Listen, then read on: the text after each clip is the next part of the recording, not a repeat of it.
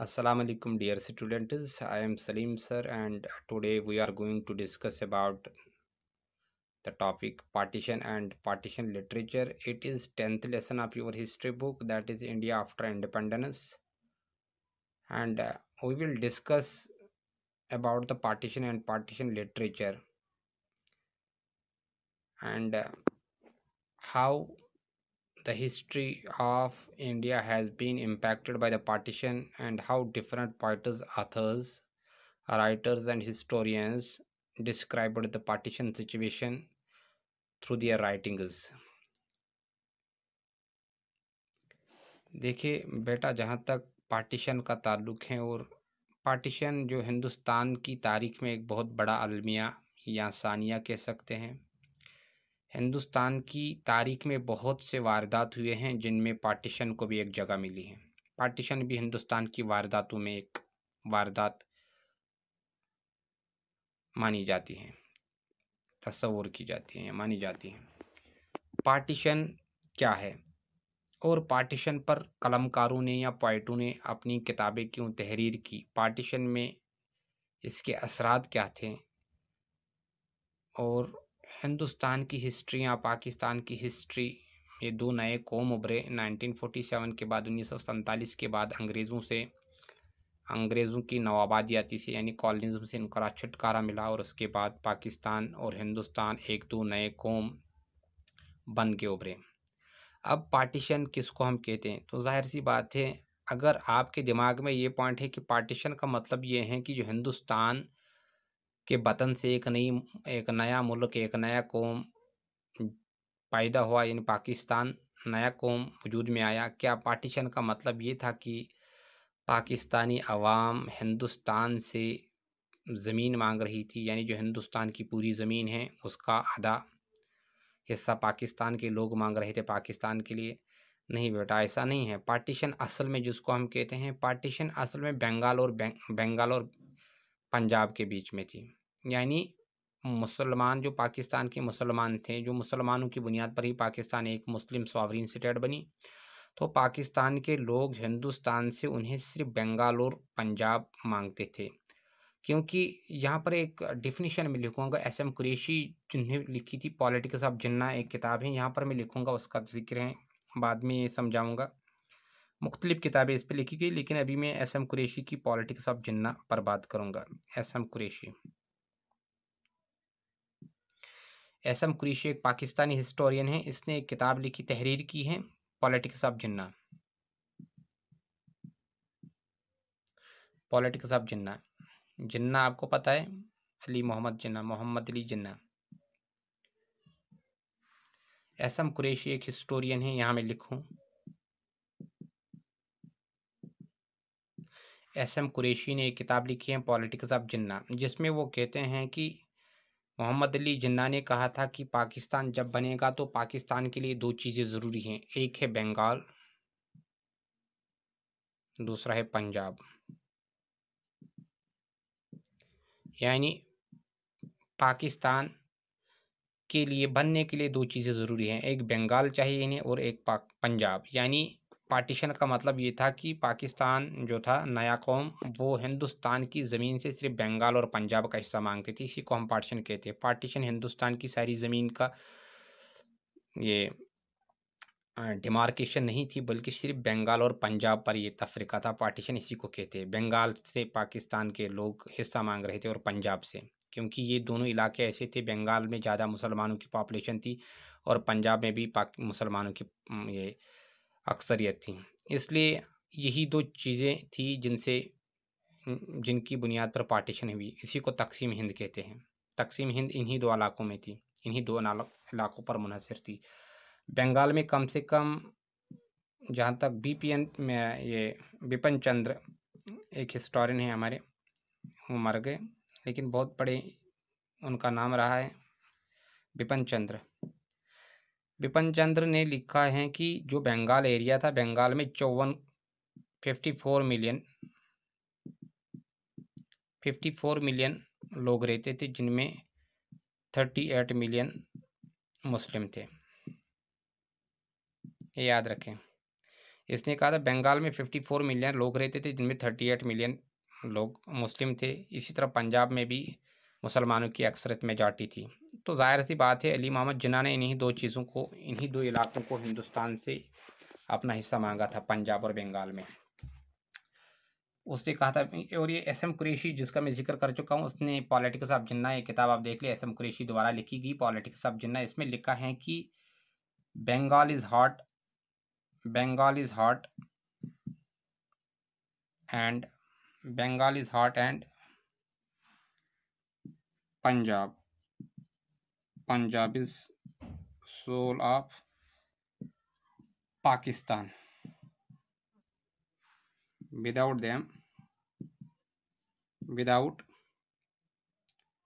it, there will be no Pakistan, there will be no Pakistan।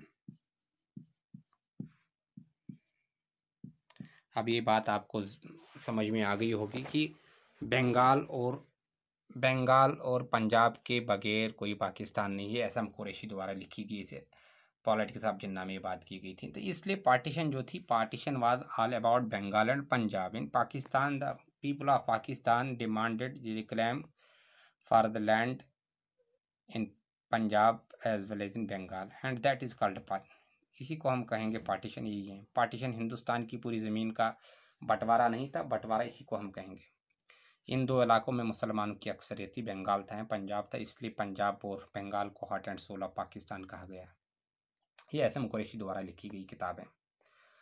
तो अब partition थे, impacts क्या पड़े, पार्टीशन क्या थी, अब ये आपको समझ में आ गया। पार्टीशन वाज डिवाइड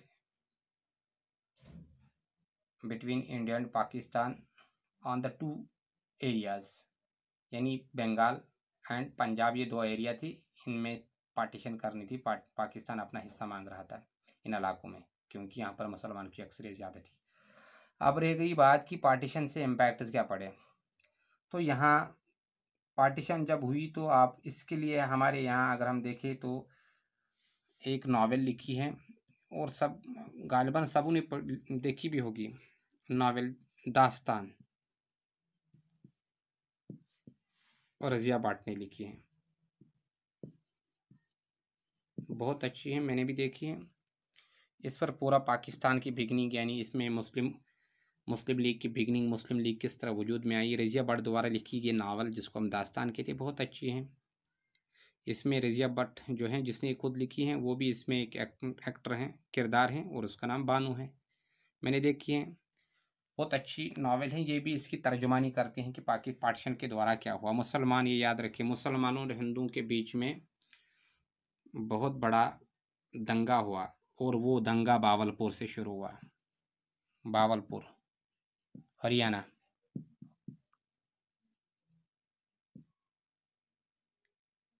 लुधियाना, माफ़ कीजिएगा, यहाँ से ही दंगा शुरू हुआ। यानी अब पार्टीशन के असरात क्या पड़े, और लिटरेचर में इसको किस तरह जगह मिली, लिटरेचर में किस तरह पोइट्स ने किस तरह पार्टीशन को बयान किया है, या कलमकारों ने किस तरह पार्टीशन को बयान किया है, इसका मैं जिक्र यहाँ करूँगा। यहाँ तक आपने लिखा होगा।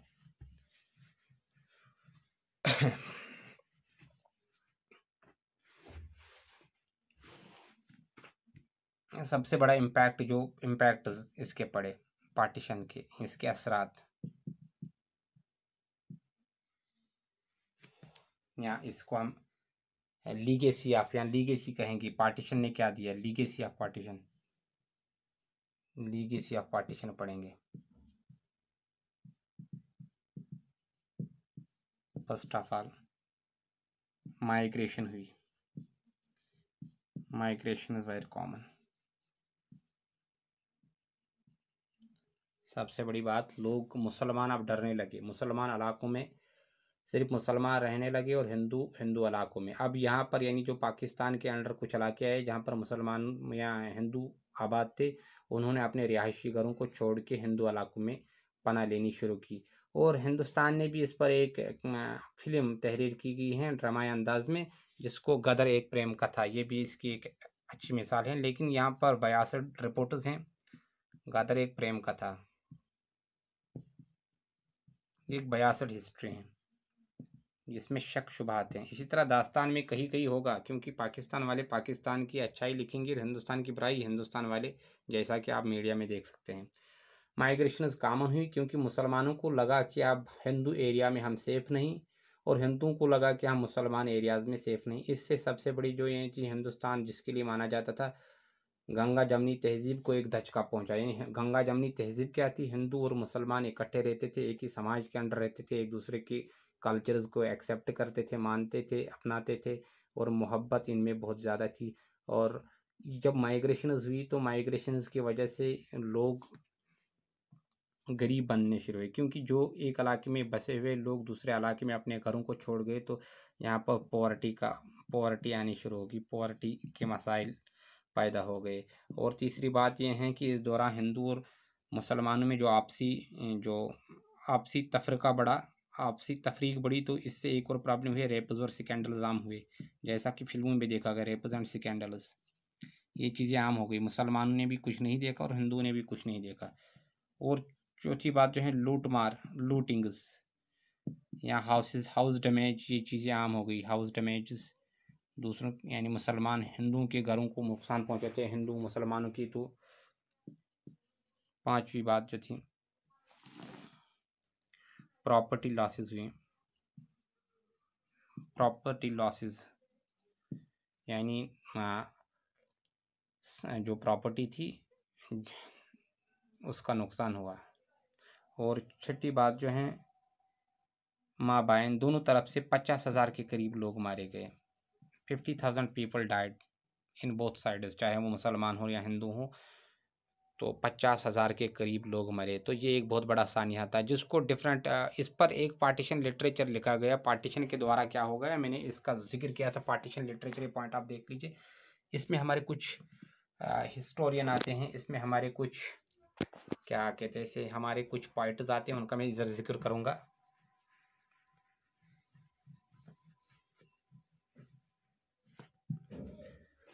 पार्टीशन लिटरेचर यानी पार्टीशन के द्वारा लिटरेचर लिखा गया। गर्चे डार्क पीरियड पोइट्री के लिए था, लेकिन फिर भी लिटरेचर लिखा गया। और मेरे हिसाब से डार्क पीरियड नहीं कहना चाहिए इसे, इसे golden period of literature, Urdu literature या इंग्लिश लिटरेचर कहें, गोल्डन पीरियड, क्योंकि इस दौरान बहुत ज़्यादा लिटरेचर लिखा गया। मिसाल के तौर पर पोइटों ने भी लिखा, राइटर्स ने भी लिखा। यहाँ एक एग्जाम्पल मैं दूंगा, हमारे यहाँ उर्दू के बहुत बड़े मशहूर शायर हैं नासिर काज़मी। नासिर काज़मी उर्दू के मशहूर शायर है, इसने पोइट्री लिखी। फैज़ अहमद फैज़ हैं। साहिर लुधियानवी हैं।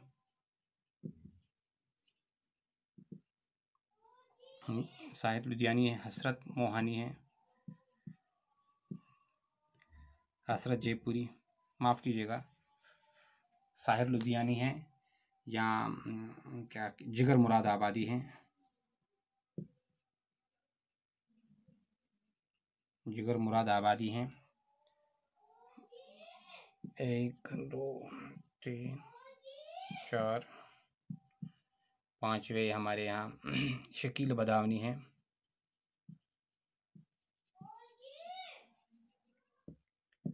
छठे शकील बदावनी है, उन्होंने पोइट्री लिखी। यहाँ हमारे और एक शायर हैं अख्तर शिरानी।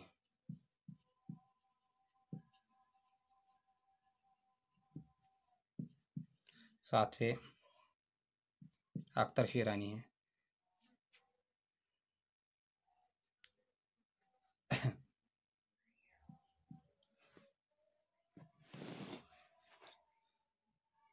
यहाँ अख्तर हीरानी है, इनका मैं जिक्र किया। नासिर काज़मी है, फैज़ अहमद फैज़ है, साहिर लुधियानी है, जिगर मुराद आबादी है, शकील बदावनी है, अख्तर शीरानी है। यहाँ सरदार अली जाफरी हैं।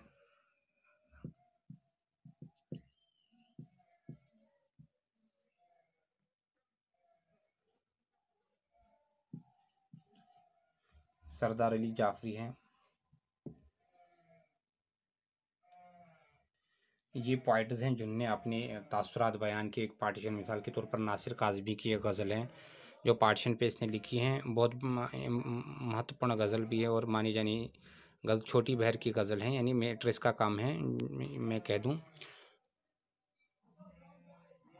फिर सावन रुत की पवन चली तुम याद आए, तुम याद आए, फिर पत्तों की पाजेब बजी तुम याद आए, तुम याद आए, दिन भर तो मैं दुनिया के धंधों में उलझा रहा, दिन भर तो मैं दुनिया के धंधों में उलझा रहा, जब दीवारों से धूप डली तुम याद आए, तुम याद आए, फिर कागा बोला घास के हरे समंदर में, फिर अमृत रस की बूंद पड़ी तुम याद आए, तुम याद आए। नासिर काज़मी इसमें उन दोस्तों का जिक्र करते हैं कि जो हिंदू दोस्त उसके थे और हिजरत के दौरान उसको अम्बाला से सफ़र करके पाकिस्तान की तरह जाना पड़ा। तो इसमें इसने दिखा है पार्टीशन के वक़्त क्या क्या सहना पड़ा।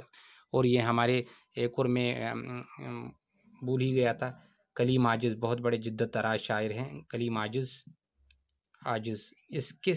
इसके ख़ानदान के 16 लोग मारे गए। कलीम आजिज़, इसकी एक मशहूर गज़ल है, मैं कहता हूँ कि मेरे ही लहू पर गुज़र औक़ात करो हो, मुझसे ही अमीरों की तरह बात करो हो, दिन एक सितम रात करो हो, वो दोस्त हो दुश्मन को भी तुम मात करो हो, हम खाकनिशी और तुम सखन आराए सरे बाम, नज़दीक आओ दूर से क्या बात करो हो, हाथों में खंजर पे कोई दाग न दामन पे कोई छींट, खंजर पे कोई दाग न दामन पे कोई छींट, तुम कत्ल करो हो कि करामात करो हो।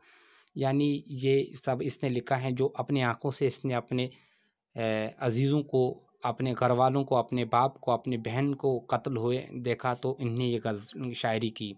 इसे हम कलीम आजिज़ साहब, डॉक्टर कलीम आजिज़ बिहार के हैं। इसने देखा इस पार्टीशन में क्या-क्या मुसीबत इसने यहाँ फैज़ अहमद फैज़ ने बहुत कुछ लिखा है। कब ठहरेगा दर्द ए दिल, कब रात बस रहूँगी, सुनते थे वो आएँगे, सुनते थे सहर होगी। तो इसने पार्टीशन पे बहुत कुछ लिखा है। जब आज़ादी आई तो उस वक़्त बहुत कुछ लिखा है इसने। गुलू में रंग भरे बाद नौबहार चले, चले भी आओ कि गुलशन का कारोबार चले। और शाहिर लुधियानी का एक शेर मैं कह दूँ यहाँ, दुनिया ने हादिसात व तजुर्बात व हवादिस की शक्ल में जो कुछ मुझे दिया वही लौटा रहा हूँ मैं। जिगर मुराद आबादी ने अपनी शायरी की है। इसने भी साकी की हर निगाह के बल खा के पी गया, लहरों से खेलता हुआ लहरा के पी गया। यहाँ शकील बदावनी है, मुझे छोड़ अपने हाल पर तेरा क्या भरोसा है चार, अगर ये तेरी नवाज़िश मुख्तसर मेरा दर्द और बढ़ा न दे। अख्तर शीरानी ने कहा है, अख्तर शीरानी भी कि यहाँ सरदार अली जाफरी जो है इसने कहा है कि इसने आज़ादी एक नज़म ही लिखी है इस पर। और पार्टीशन के वक़्त इसने देखा आज़ादी पे लिखा था एक नज़म और उसी में इसने कुछ, किसके माथे से सियाही छूटी है मेरे तो दिल में भी दाग है महकूमी का, या कलीम आजिज़ इसका मैं ज़िक्र कर चुका हूँ। तो ये ऐसे शायर हैं जिनने अपनी पोइट्री के ज़रिए पार्टीशन को पूरा बयान किया और पार्टीशन के असरात क्या पड़े, लोगों को क्या-क्या मसाइब का सामना करना पड़ा, वो इन शायरों ने अपनी शायरी में कह दिया है। अब मैं कुछ राइटर्स का ज़िक्र करूँगा यहाँ पर। जिस तरह हमारे यहाँ एक राइटर हैं, नॉवेल राइटर कुर्रतुल ऐन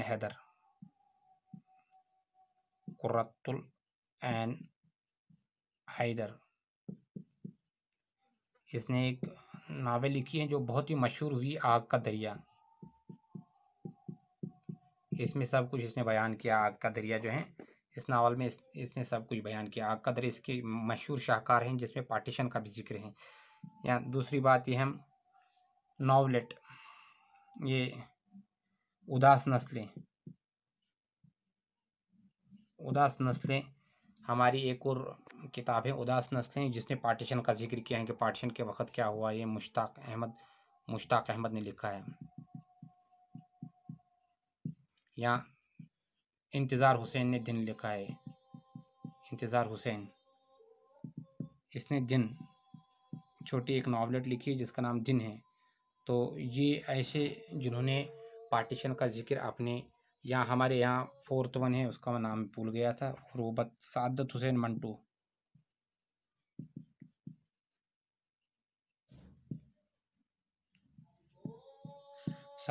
मंटू, बहुत बड़े अफसाने निगार हैं।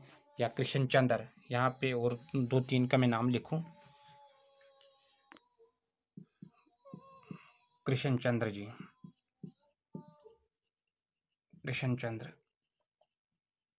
इसने भी नावल्स लिखे हैं, कृष्ण चंद्र या कृष्ण चंद्र में नावल्स लिखे हैं। तो इन्हें अपने नावल्स में पार्टीशन का जिक्र किया है, पार्टीशन में क्या क्या हुआ। या अस्मत चुगताई हैं, अस्मत चुगताई, इनने अपने अफसानों के ज़रिए, अपने शॉर्ट राइटिंग्स के लिए, शॉर्ट स्टोरीज़ के ज़रिए या अपने नावलों के ज़रिए पार्टीशन का जिक्र किया है और पार्टीशन की तलख नवाइयों को अपने कलम से फाश किया है। इसी तरह हमारे यहाँ कुछ हिस्टोरियंस भी हैं, जैसे अनीता इंदर सिंह हैं, इनने पार्टीशन के मुतल्लिक़ लिखा। अनीता इंदर सिंह, अनीता, इसने पार्टीशन ही किताब का नाम है जो इसने लिखी है। पार्टीशन किताब का नाम ही पार्टीशन है जो अनीता इंदर सिंह द्वारा लिखी गई। इसके बाद हमारे बिपिन चंद्र हैं,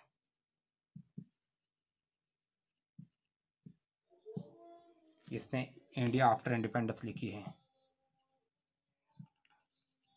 इंडिया आफ्टर इंडिपेंडेंस, ये किताब इसने लिखी है जिसमें हिंदुस्तान की जितनी भी टेक्नोलॉजिकल चेंजेस हुए हैं, मॉडर्न इंडिया बना, तो इसमें यहाँ इसकी ideologies and politics in modern India एक और किताब है इसने,